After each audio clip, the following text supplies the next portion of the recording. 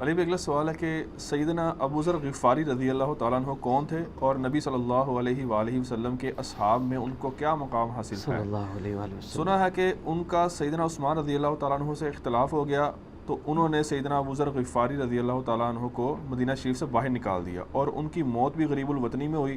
Please ان کے فضائل و حالات و واقعات پر کچھ روشنی ڈالیں۔ سر ابو ذر غفاری رضی اللہ تعالیٰ عنہ کے تو حالات بیان کرنے کے لیے بڑا پتھر کا دل چاہیے، اتنے سوز و گداز والی زندگی ہے ان کی۔ ہاں، جامعہ ترمذی میں حدیث ہے، نبی صلی اللہ علیہ وآلہ وسلم نے ارشاد فرمایا کہ اس نیلی چھتری کے نیچے ابو ذر غفاری سے سچا انسان کوئی نہیں ہے۔ کون کہہ رہا ہے؟ نبی صلی اللہ علیہ وآلہ وسلم، جو خود صادق اور امین ہے۔ اور جامعہ ترمذی میں ایک اور حدیث ہے، نبی علیہ السلام نے فرمایا کہ ابو ذر غفاری سے بڑھ کر کوئی عہد وفا کرنے والا اور زہد میں میری امت میں نہیں ہے، یہ میری امت میں عیسیٰ ابن مریم کی مثل ہے، ابو ذر غفاری۔ اور عیسیٰ ابن مریم وہ ہیں جن کے بارے میں روایتوں میں آتا ہے کہ وہ دنیا سے اتنے زاہد تھے کہ وہ برتن میں پانی بھی نہیں پیتے تھے، وہ کہتے تھے یہ بھی دنیا کا مال ہے، اپنے ہاتھوں میں پانی پیا کرتے تھے، یعنی دنیا کو 3 طلاقیں دی ہوئی تھی۔ تو نبی علیہ السلام فرمایا میری امت میں سیدنا عیسیٰ ابن مریم کی مثل زہد میں ابو ذر غفاری ہیں۔ یہ لفظ ہے ابو ذر غفاری، غفاری نہیں ہے لفظ، غفاری زیر ہے اور فا کے اوپر تشدید بھی نہیں ہے۔ تو ابو ذر غفاری رضی اللہ تعالیٰ عنہ علیہ السلام نبی علیہ السلام کے لاڈلے اصحاب میں سے تھے۔ صحیح بخاری میں ان کے قبول اسلام کا پورا واقعہ موجود ہے۔ ان تک جب دعوت پہنچی کہ اس طرح ایک پیغمبر آئے ہیں مکے کی سرزمین میں جنہوں نے دعوی نبوت کیا، تو یہ انہوں نے پہلے اپنے بھائی کو بھیجا کہ خیر خبر لے کے آؤ، تو انہوں نے بتایا ہاں اس طرح ایک شخص ہے۔ پھر یہ خود رخت سفر باندھ کے نبی صلی اللہ علیہ وآلہ وسلم کی خدمت میں حاضر ہوئے مکہ شریف میں۔ تو صحیح بخاری میں آتا ہے کہ یہ گئے، یعنی مکہ شریف میں اب ڈر بھی رہے تھے، کیونکہ ان کو پتا تھا کہ نبی علیہ السلام کی مخالفت بھی بہت زیادہ ہے، کہ اگر میں کسی سے نبی علیہ السلام کے بارے میں پوچھا تو ہو سکتا ہے میرے ساتھ کوئی ایسی ایکٹیویٹی پرفارم نہ کر دے۔ تو یہ حرم مکہ میں انہوں نے ڈیرا ڈال لیا، اور کہتے ہیں میں جتنے دن وہاں رہا نا تو آب زمزم ہی پیتا تھا۔ جب میری کھجوریں ختم ہو گئی، زمزم کھانے کا کام بھی کرتا تھا اور پینے کا بھی، زمزم طاقت والا پانی۔ تو کہتے ہیں سب سے پہلے میری جس شخص سے ملاقات ہوئی وہ سیدنا علی ابن ابی طالب تھے رضی اللہ تعالیٰ عنہ علیہ السلام۔ تو کہتے ہیں حضرت علی نے جب مجھے آبزرو کیا نہ تو مجھے اپنے ساتھ گھر لے گئے، کہ پردیسی ہے، کھانا شانا کھلایا، رات ٹھہرایا۔ کہتے ہیں نہ انہوں نے مجھ سے پوچھا کہ کس لیے آئے ہو، نہ میں نے ان کو بتایا۔ یہ میں آپ کو اخلاقیات بتا رہا ہوں کہ دعوت کا کام کتنا ٹھنڈے کر کے کرنا پڑتا ہے۔ آپ تو کہتے ہیں پہلے دن ہی کسی کو رفع الیدین شروع کرواتے ہیں، اتنا آسان نہیں ہوتا یہ۔ تو دوسرا دن بھی اسی طرح گزرا، تیسرا دن بھی۔ تو 3 دن کے بعد ابو ذر غفاری نے خود حضرت علی پہ اعتماد کیا، اور ان کو اندازہ ہوا کہ یہ بڑا، تو انہوں نے کہا میں یعنی ایک، اور حضرت علی نے بھی ایکسپوز نہیں کیا کہ میں نبی علیہ السلام کے قریبی لوگوں میں سے ہوں۔ تو ان کا کہ مجھے تم ایک اچھے انسان لگے ہو تو میں اس کام کے لیے آیا ہوں، تو تم مجھے گائیڈ کرو محمد ابن عبداللہ کے بارے میں ان سے ملنا چاہتا ہوں صلی اللہ علیہ وسلم۔ تو سیدنا علی نے کہا کہ واقعی وہ تو اللہ کے پیغمبر ہیں اور اس طرح۔ تو پھر وہ حضرت ابو ذر غفاری کو نبی علیہ السلام کے پاس لے گئے، نبی علیہ السلام کے پاس تھوڑی دیر بیٹھے، انہوں نے اسلام قبول کر لیا۔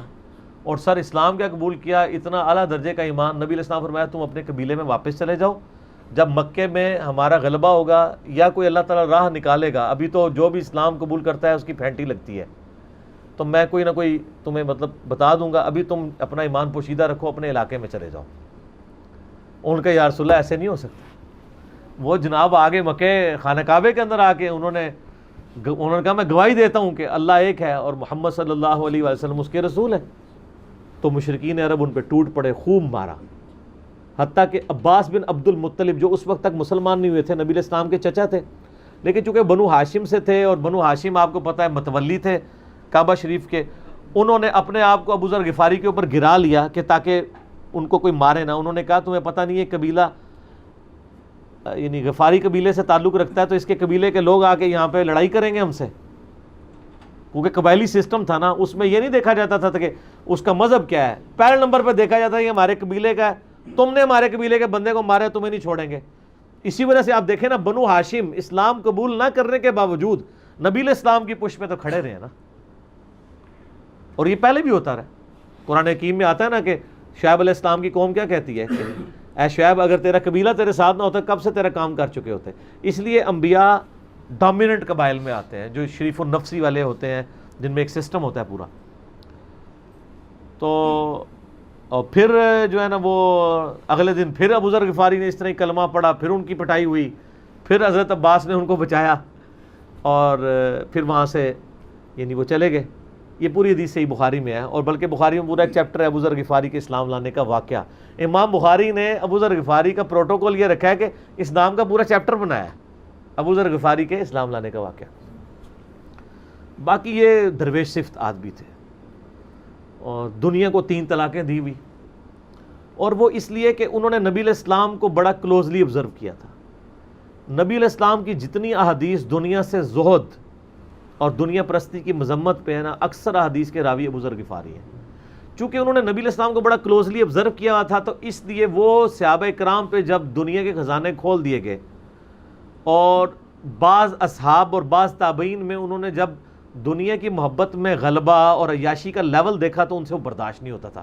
انہوں تو نبی علیہ السلام کی صحبت کی ہوئی تھی, وہ کہتے تھے یہ دیکھو یار ہم لوگ تو فاقے کرتے تھے اور ہمارا پیغمبر ہمیں یہاں تک تعلیمات دیتا تھا کہ اے اللہ محمد اور آل محمد کو بس اتنا ہی رزق دینا کہ روح اور جسم کا رشتہ برقرار رہے. یہ حدیث بخاری و مسلم میں ہے, اور بخاری و مسلم میں حدیث ہے حضرت عمر کو نبی علیہ السلام نے ڈانٹتے ہوئے کہا جب وہ چٹائی کے نشان دیکھے, ان کا یا رسول اللہ رو پڑے کہ کیسر و کسرا تو دنیا کے مزے لوٹ رہے ہیں اور آپ اللہ کے نبی ہیں. تو آپ فرمایا کہ تم اس پہ خوش نہیں کہ وہ دنیا کے مزے لوٹیں اور تم آخرت کی سعادت لوٹو, اور لگتا ہے عمر تم پہ دنیا کی حقیقت آج بھی نہیں کھلی. جن لوگوں کے سامنے یہ ساری چیزیں تھیں, جن لوگوں نے نبی علیہ السلام کا وہ پیریڈ دیکھا تھا, پھر ان کو یہ بھی پتا تھا کہ بخاری و مسلم میں نبی علیہ السلام کے جو آخری خطبات میں سے شہدائے احد کے اوپر جو نماز جنازہ آپ نے 8 سال بعد پڑھی, اور وہاں پہ آپ نے جنازے یعنی ادھر قبرستان میں خطبہ دیا عبرت کے لیے, اور اس میں کئی چیزیں تھیں. ایک تو یہ تھی کہ یہ یہاں پہ وہ لوگ دفن ہیں جنہوں نے اسلام کے لیے قربانی دی ہے, اور ان کا پھل تم نے کھانا ہے. وہ دنیا سے اسی طریقے سے گئے ہیں, دفن میں نہیں دیا گیا کئی لوگوں کو. نمبر 2, اسی میدان میں مال غنیمت سمیٹنے کی وجہ سے ایک فتح شکست میں بدل گئی تھی, جبکہ اللہ کے نبی بھی موجود تھے, اللہ نے اس کا بھی لحاظ نہیں کیا, اور وہ فتح شکست میں بدل گئی کہ انہوں نے مال غنیمت لپیٹنے میں نبی علیہ السلام کی حکم عدولی کر دی, تو تاکہ بعد میں یہ معاملہ نہ ہو. تو وہاں آپ کا خطبہ بخاری مسلم دونوں میں ہے. آپ نے فرمایا کہ, اور حضرت عقبہ ابن عامر کہتے ہیں میں نے آخری دفعہ نبی علیہ السلام کو ممبر پہ اسی دن دیکھا تھا. آپ نے فرمایا کہ میں اللہ کی قسم اپنے حوض کوثر کو اس وقت دیکھ رہا ہوں, اللہ نے دکھا دیا. اور آپ نے فرمایا کہ مجھے یہ خطرہ نہیں ہے کہ تم میرے بعد شرک کرنے لگو, لیکن مجھے ڈر ہے کہ تم دنیا کے مال میں پھنس جاؤ گے اور پھر تم ایک دوسرے کو قتل کرو گے جس طرح اگلی قوموں نے کیا, اور تم بھی تباہ و برباد کر دیے جاؤ گے جس طرح اگلے. اس سے زیادہ کیسے آپ ڈر سناتے؟ اب یہ ساری چیزیں موجود تھیں.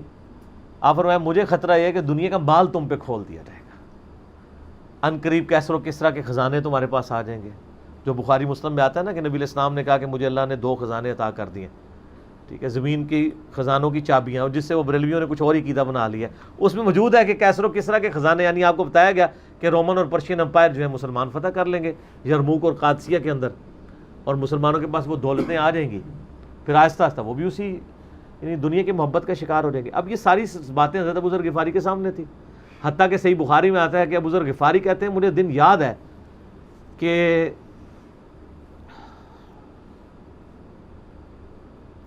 نبی علیہ السلام نے فرمایا کہ ابو ذر وہ احد پہاڑ دیکھ رہے ہو؟ تو کہتے ہیں میں نے احد پہاڑ کی طرف دیکھا اور میں یہ سوچ رہا تھا کہ ابھی مجھے آپ کسی کام کے سلسلے میں وہاں بھیجیں گے. دن کا وقت تھا, تو میں اپنے ذہن میں یہ اندازہ لگانا شروع کر دیا کہ کوئی کام بتائیں گے تو میں یہ پہنچ کے واپس کتنی دیر میں آؤں گا. لیکن آپ نے یہ بات نہیں کرنی تھی. آپ نے فرمایا کہ اگر یہ سارا پہاڑ جو کئی کلومیٹرز پہ پھیلا ہوا ہے, آج بھی احد پہاڑ موجود ہے مدینہ شریف میں, مسجد نبوی سے بھی نظر آتا ہے، اور جو شہدائے احد کا قبرستان ہے اس کی بالکل بیک سائڈ پہ کئی کلومیٹرز پہ پھیلا ہوا. اگر یہ سارا سونے کا ہو تو آپ علیہ السلام فرمایا کہ میں سب کا سب اللہ کی راہ میں فوراً شام سے پہلے خیرات کر دوں. اپنے پاس میں 2 یا 3 دینار ہی رکھوں صرف، یعنی جو ٹوٹل زندگی گزارنے کے لیے سب خیرات کر دوں. اب مجھے بتائیں، جن لوگوں نے، یہ ابو ذر غفاری راوی، جن لوگوں نے یہ حدیثیں حضور سے سنی ہوئی تھی، جب وہ یہ دیکھتے تھے کہ رومن اور پرشین امپائر کے گرنے کے بعد جب مسلمانوں کے پاس خزانے آئے ہیں اور حضرت عثمان کے دور میں لوگوں کے لاکھوں روپے آج کے وظیفے لگ گئے ہیں گھر بیٹھے، وہ بھی انہی عیاشیوں میں پڑ گئے ہیں، تو ان کو یہ چیزیں ہضم نہیں ہوتی تھی. تو یہ شام ہجرت کر گئے تھے. نبی علیہ السلام نے پہلے ہی کہا تھا، المستدرک الحاکم میں تو ڈیٹیل موجود ہے. یہاں پہ میں آپ کو ضمن بتا دوں، اکثر لوگ صحابہ کرام کے حالات و واقعات کے بارے میں پوچھتے ہیں، مطلب پوری زندگیاں لگ جائیں تو وہ واقعات بیان کرتا رہے انسان، ختم نہیں ہوتے. اس میں 3 بڑی کتابیں ہیں جو یعنی اہل سنت کے ائمہ نے لکھی ہیں. اس میں جو ٹاپ آف دا لسٹ کتاب ہے وہ ہے اسد الغابہ. امام ابن اثیر المتوفی 630 ہجری نے 8000 صحابہ کے حالات و واقعات جمع کیے ہیں اس کے اندر. یہ اردو میں ترجمہ ہو چکا ہے شرح کے ساتھ. اس کی شرح لکھی ہے الاصابہ امام ابن حجر اسقلانی نے، المتوفی 852 ہجری. 8000 صحابہ کے حالات و واقعات، یہ سب سے بڑا ذخیرہ ہے ہمارے پاس. اسد الغابہ کی شرح الاصابہ، اور ایک اور کتاب ہے امام ابن عبد البر المتوفی 463 ہجری، الاستیاب ان کی کتاب ہے. اب وہ ابھی اردو میں ٹرانسلیٹ نہیں ہوئی ہے. اور اس کے علاوہ فضائل صحابہ جو چیپٹر ہیں بخاری میں، مسلم میں، وہ آپ کو چند ایک واقعات ملیں گے ڈیٹیلڈ. آپ کو المستدرک للحاکم میں جو 4تھی اور 5ویں جلد ہے نا، جو اردو ترجمے والی بریلویوں نے چھاپی ہے، وہ تو ساری ہے ہی صحابہ کرام کے بارے میں، اور ڈیٹیلڈ حالات ہیں. ابو ذر غفاری کے بارے میں بھی آپ کو آلموسٹ جتنی میں حدیثیں بیان کر رہا ہوں آپ کو مل جائیں گی. اس میں یہ حدیث نبی علیہ السلام نے، یعنی یہ حدیث ہے المستدرک للحاکم میں صحیح سند سے، کہ فرمایا آپ علیہ السلام نے کہ ابو ذر تیرا کیا حال ہوگا جب تو بھوسا لوگوں میں رہ جائے گا. اور آپ نے یوں انگلیاں ڈالی. اور ابو ذر غفاری کا انتقال 32 ہجری میں ہوا ہے حضرت عثمان کے دور میں. یہ بات عبداللہ بن عمر بن عاص کے بارے میں نہیں کہی تھی؟ وہ بھی ہے، وہ تو صحیح بخاری میں ہے. عبداللہ بن عمر بن عاص کو نبی علیہ السلام نے فرمایا تھا کہ تو بھوسا لوگوں میں رہ جائے گا. سیم الفاظ حضرت ابو ذر غفاری کے بارے میں حاکم میں ہے. آپ مستدرک الحاکم کا چیپٹر کھول لیں. وہ تو یزید کے دور تک گئے تھے نا، یہ حضرت عثمان غنی کے دور میں فوت ہوئے ہیں. یعنی حضرت عثمان غنی برے نہیں تھے نعوذ باللہ، یعنی ان کے دور میں عیاشی کا لیول لوگوں کا یہ ہو گیا تھا. تو یہ یعنی اس میں پھر حدیث میں الفاظ ہیں نبی علیہ السلام سے، پھر انہوں نے کہا یا رسول اللہ میں کیا کروں، تلوار اٹھا لوں؟ آپ فرمایا صبر کرنا اور اپنی زبان سے تم حق بات کی تلقین کرتے رہنا. ٹھیک ہے، پھر آپ کو حاکم میں ملے گا. نبی علیہ السلام فرمایا کہ ان قریب تمہیں مدینے سے نکال دیا جائے گا، شام چلے جاؤ گے وہاں سے بھی نکال دیا جائے گا. اور سر ایک بڑی دردناک حدیث ہے ابو ذر غفاری کے بارے میں، وہ حاکم میں ہی ہے، المستدرک الحاکم میں.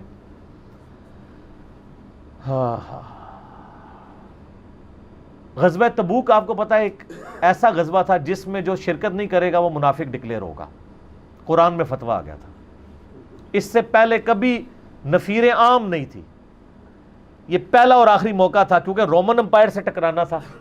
سپر پاور تھی دنیا کی، 1.5 لاکھ کی فوج لے کے کیسرے روم بارڈر پہ آ گیا تھا عرب کے.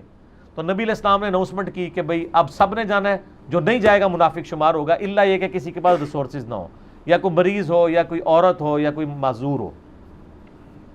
منافقین آگے بہانے کر رہے تھے. کچھ سادہ لوگ مسلمان بھی اس کا حصہ بن گئے.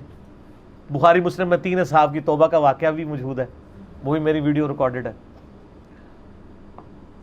تو کعب بن مالک کی رضی اللہ تعالیٰ عنہ علیہ السلام. تو کچھ لوگ جو ہیں وہ یعنی اپنے ان معاملات کی وجہ سے کچھ پیچھے بھی رہ گئے. تو المستدرک الحاکم میں آتا ہے کہ صحابہ کرام کہتے ہیں کہ ہم نبی علیہ السلام کے ساتھ سفر پہ نکلے نا جب، تو نبی علیہ السلام کو آ کے کوئی بتاتا تھا، کہتا تھا یا رسول اللہ وہ جو فلاں بندہ تھا نا وہ بھی کوئی نہیں آیا، پیچھے رہ گیا. تو آپ علیہ السلام پرواہ نہیں کرتے تھے. پھر بتایا گیا یا رسول اللہ وہ بھی کوئی نہیں، یعنی جڑے نعرے مارتے سن اچے اچے جب ایسے کسی نے دسایا جائے گا سر وہ تہاڈا پکا جڑا یار ہے بیلی وہ بھی کوئی نہیں. تو حضور علیہ السلام کو لوگ نا فیڈ بیک دیتے یا رسول اللہ وہ بھی غائب ہے, وہ بھی نہیں آیا. اب 30,000 کے لشکر میں آپ نے کوئی ریکارڈ تو نہیں رکھا تھا, رجسٹر تھا, لیکن کدھر 30,000 بندوں میں کدھر کوئی رکھ سکتا ہے صاحب اس طرح, یا رسول اللہ وہ بھی رہ گیا وہ بھی. تو حضور علیہ السلام کہتے ہیں ٹھیک. آپ فرماتے تھے اللہ چاہے گا تو آ جائے گا, نہیں آئے گا تو نہیں آئے. تو کسی نے کہا کہ وہ ابو ذر غفاری بھی پیچھے رہ گیا. آیا اور ابو ذر کو اس کے اونٹ نے روک لیا. اونٹ ہی نہیں اٹھ رہا تھا نا سر, وہ آپ کو گاڑی تو نہیں ہے نا جو سٹارٹ کر لیں گے آپ, اونٹ چلنے سے انکار کر دیں, کوئی کر سکتا ہے؟ اور سر سفر کتنا ہے؟ 700 کلومیٹر. 700 کلومیٹر کا ریگستانی سفر آج کے دور میں بھی کرنا مشکل ہے. سائیکل پہ نہیں آپ کر سکتے, پیدل تو آپ سوچ بھی نہیں سکتے. اونٹ کے بغیر کیسے ہو سکتا ہے, جس میں آپ کو اونٹ اس لیے بھی ضروری ہے کہ اس کے اوپر آپ نے سامان لادنا ہے, پانی نہیں راستے میں پینا. ریگستان میں تو کئی کلومیٹرز تک کچھ بھی نہیں ہوتا, بھوکے پیاسے مریں گے. پھر آپ قافلے سے بھی جدا ہیں. تو ابو ذر غفاری کوشش کرتے رہے کس طریقے اونٹ, اسی دوران قافلہ نکل گیا آگے, تو وہ اونٹ اٹھا ہی نہیں ہے. تو حضرت ابو ذر غفاری نے اپنا سامان اپنی پیٹھ پہ لاد لیا, پیدل چل پڑے ریگستانی سفر میں. حاکم کی روایت ہے کہ ہم نے دیکھا دور سے ایک اکیلا شخص آ رہا ہے جس کی پیٹھ کے اوپر بورا لدا ہوا ہے. تو نبی علیہ السلام کی آپ محبت دیکھیں, آپ نے فرمایا کہ تو ابو ذر ہو جا, یعنی جو آنے والا شخص ہے تو ابو ذر ہو. یعنی حضور نے خواہش کا اظہار کیا. آپ کو نظر تو نہیں آ رہا تھا یہ کون آ رہا ہے, آپ کی محبت, آپ کو پتا تھا ابو ذر غفاری نہیں رہ سکتا پیچھے.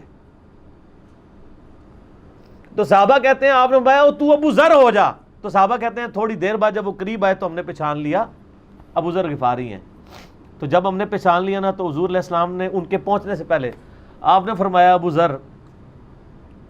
ذر کو دیکھو اکیلا آ رہا ہے, اکیلے ہی دنیا سے جائے گا اور قیامت دن بھی اکیلا اٹھایا جائے گا. دنیا سے کیا کہہ رہے گے. صحیح بخاری میں آتا ہے کہ حضرت عثمان غنی رضی اللہ عنہ کے دور میں چکے, یہ اس حدیث کا بھی کچھ حصہ باقی ہے, میں بعد میں بیان کروں گا, پہلے میں اس کو کنکلوڈ کر لوں. کہ صحیح بخاری میں آتا ہے کہ حضرت ابو ذر غفاری شام چلے گئے تھے, وہاں پہ چونکہ گورنر تھے حضرت معاویہ رضی اللہ تعالیٰ عنہ.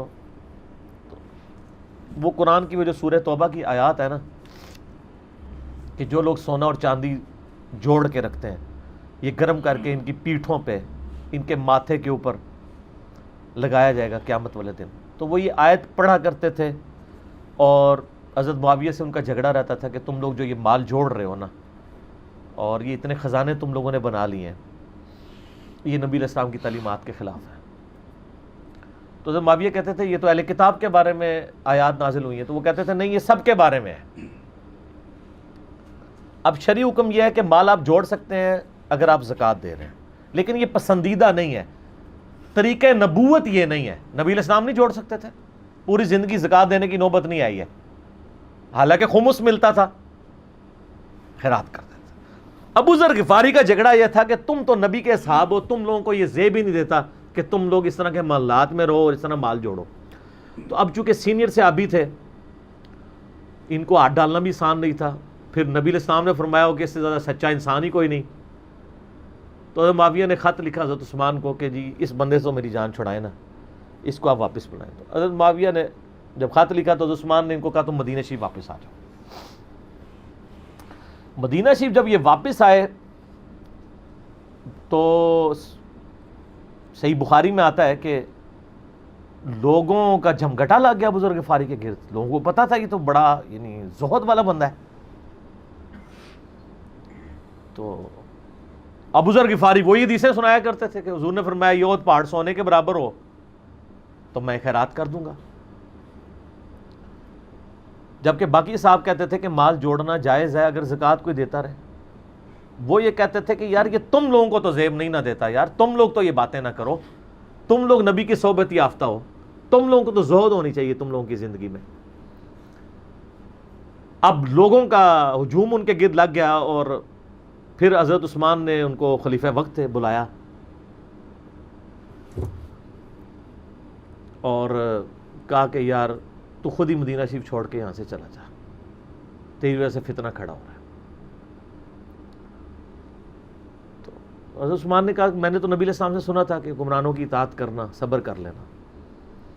تو ایک زبدہ نامی کا ایک گاؤں تھا مدینہ شریف کے پاس، شہر سے ہٹ کے، تو وہ پھر وہاں پہ ہجرت کر گئے۔ آپ دیکھیں ریونج کیسا تھا، لوگ کتنے ڈرے ہوئے تھے کہ ابو ذر اپنی بوڑھا شخص 80-90 سال کا بابا اپنی ایک بڑھیا بیوی کو لے کے اس عمر میں شہر بدر ہو رہا ہے اکیلا۔ آج نہیں آپ سوچ سکتے کسی جگہ آپ اکیلے جا کے پڑاؤ کریں، کسی بیابان کے اندر، ریگستان کے اندر۔ اس زمانے میں آپ سوچ رہے، آج کل بھی آپ مدینہ شریف کے گرد چلے جائیں تو آپ وہاں نہیں ایک رات بھی نہیں گزار سکتے۔ تو کوئی شخص حضرت ابو ذر غفاری کو سی آف کرنے نہیں آیا سوائے حضرت علی کے، اور وہ بھی مدینے کی باؤنڈری تک آئے۔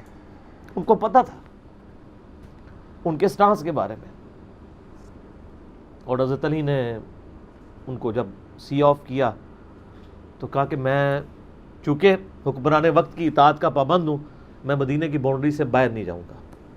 اگر مجھے کوئی اس طرح کا یعنی حکم کی اجازت مل جاتی تو میں تیرے ساتھ جاتا۔ ایران والوں نے حضرت علی علیہ السلام کے زندگی کے آخری 10 سال کے اوپر ایک فلم بنائی ہے، امام علی علیہ السلام۔ اس میں ابو ذر غفاری کے سارے واقعات انہوں نے فلمائے ہیں سر، دیکھنے والے ہیں۔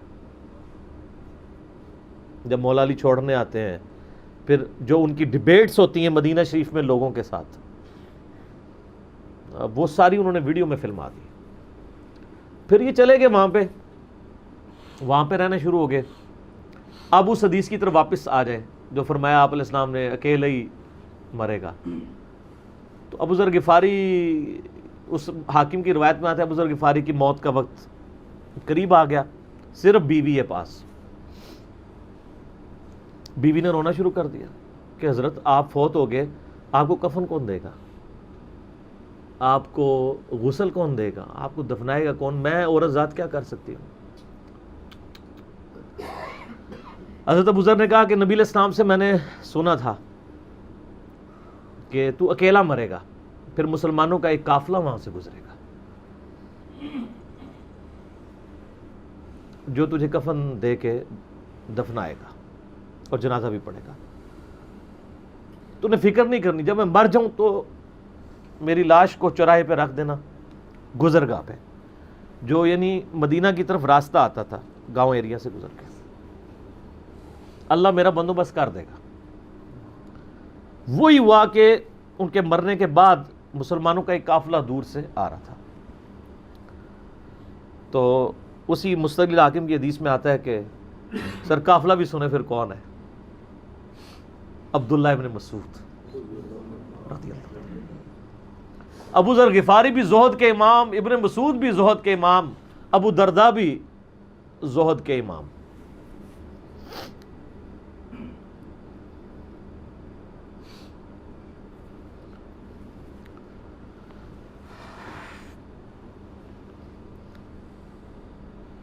ابن مسعود رضی اللہ تعالیٰ عنہ جب وہاں پہ رکے، ان کو تو نہیں پتا تھا یہ کون ہے، تو انہوں نے کہا بی بی کیا ہوا؟ ان کا میرا خامند مر گیا ہے۔ ان کا یہ کون ہے؟ تو انہوں نے کہا ابو ذر غفاری۔ عبداللہ ابن مسعود کی چیخ نکل گئی، چیخ ماری انہوں نے، ان کا واہ۔ اللہ کے نبی نے فرمایا تھا کہ ابو ذر اکیلا آ رہا ہے تبوک کے موقع پہ، دنیا سے بھی اکیلا جائے گا، اور قیامت والے دن بھی اکیلا اٹھایا جائے گا۔ یعنی اب اسی سرزمین سے ہی اس نے اٹھنا ہے نا، ہر بندے نے اپنی قبر سے اٹھنا ہے، یعنی وہ مسلمانوں کے قبرستان میں بھی دفن نہیں۔ ایک یہ جو مزار کی رٹ لگائے پھرتے ہیں، میں ان سے پوچھتا ہوں تمہارے بابوں کی کیا اوقات ہے؟ ابو ذر غفاری کا مزار دکھاؤ کدھر ہے؟ جو اس روئے ارض پہ نیلی چھتری کے نیچے سچا ترین انسان جس کو اللہ کے نبی کہہ رہے ہیں، اس کا کوئی مزار نہیں ہے. غریب المطنی میں مرا ہے، اس کی قبر بھی ایسی جگہ ہے جہاں مسلمانوں کے پاس قبریں بھی کوئی نہیں ہے. ایک ریگستان میں اکیلی قبر ہے، اس قبر کا بھی کسی کو نہیں پتا، اس پہ کوئی مزار بھی نہیں ہے، اور قیامت الدین بھی اکیلا اٹھایا جائے گا، یعنی قیامت تک وہاں پہ کوئی قبرستان بھی نہیں بنے گا. ظاہر نبی علیہ السلام کی یہ بھی خبر ہے. تو کیا وہ ناکام ہو گیا ہے؟ اگر مزارات ہی دلیل ہیں کامیابی کی، تو عبداللہ ابن مسعود رضی اللہ تعالیٰ نے ان کو غسل دیا، کفن دیا اور دفنا دیا. یہ پوری ڈیٹیلز آپ کو المستدرک الحاکم میں مل جائیں گی. تو ابو ذر غفاری ان چند شخصیات میں سے ہیں جن میں پوری امت کا اتفاق ہے ان کی نیکوکاری کے اوپر. شیعہ بھی ان کو بہت رسپیکٹ دیتے ہیں، اہل سنت بھی دیتے ہیں، صوفیاء کے ہاں بھی ان کو امام مانا جاتا ہے زہد کی وجہ سے. آپ تصوف کی جتنی کتابیں پڑھیں، چاہے امام غزالی کی ہوں، رسالہ قشیریہ پڑھیں، اور لوگوں کو بھی پڑھنا شروع کریں، تو ابو ذر غفاری آپ کو زہد کے امام کے طور پہ ملیں گے کہ ان کی زندگی میں یعنی یہ زہد تھا کہ انہوں نے کس طرح کی زندگی گزاری ہے. سر لوگ مجمع میں مرتے ہیں، ان کو یاد کوئی نہیں کرتا، اور ابو ذر غفاری کو آج بھی دنیا یاد کر رہی ہے، ہم بھی یاد کر رہے ہیں رضی اللہ تعالیٰ عنہ علیہ السلام. اللہ تعالیٰ قیامت والے دن ہمیں ایسے نیکوکار لوگوں کا ساتھ نصیب فرمائے. آمین ثم آمین.